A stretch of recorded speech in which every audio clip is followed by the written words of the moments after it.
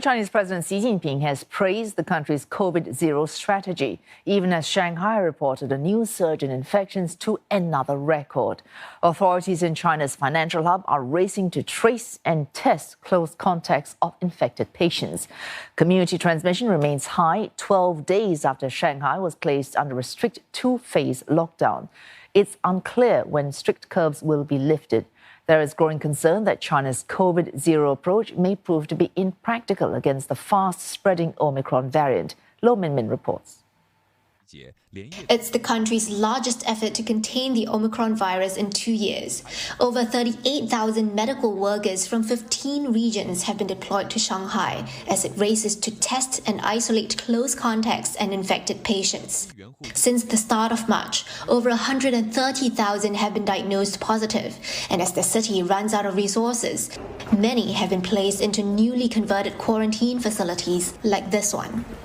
CNA spoke to Tang Bao, not her real name, who shared that she wasn't able to get food when she first arrived at the dormitory. 当时来了之后，这里确实是很乱。刚来的时候确实很乱，没有入住登记，就是自己看有房间你就住，有被子你就用，就是这样个状况。我的天哪，他们就是抢的饭箱都会被推倒。然后第二天的话，可能网络的力量也是很强大的。然后就是安排了好像又来了点志愿者。 While there are private rooms and shower facilities at this dormitory, some staying in converted conference halls don't have that luxury. The lights above me, they never ever stop. It's 24 hours turn on, so it's very tiring psychologically. Day and night, it's hard. It's almost impossible to sleep because people are snoring, are coughing, and everything. We don't have showers. No, we have just access to tap water. The water is very cold, and we're in front of everyone because some people sleep there. And so if you have to change your underwear or your socks, is what I did today after 2 days. It's under the blanket. You have to hide yourself, and you have wet wipes, try to clean yourself.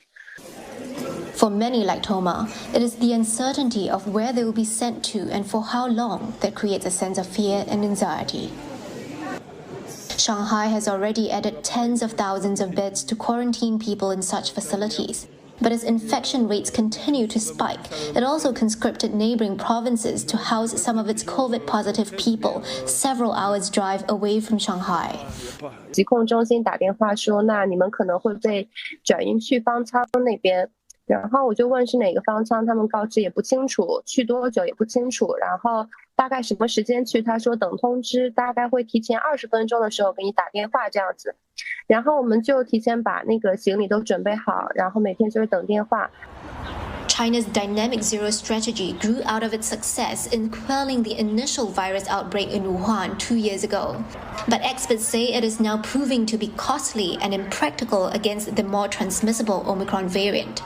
You're seeing the rapidly increase of the cost, but in light of the high transmissibility of the virus, right, it's becoming more difficult to cope with the transmission. So you are facing this significant diminishing returns problem. So even in terms of the cost-benefit analysis, I think this strategy, is problematic.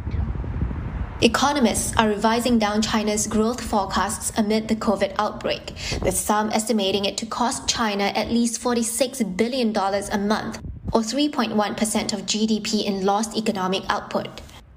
But there is no indication that China will dial down its policy. Experts say with President Xi's personal leadership now closely tied to its success in pandemic management, the stakes are high, especially ahead of the 20th Party Congress, and the cost may be secondary. Lo Minmin, CNA, Shanghai.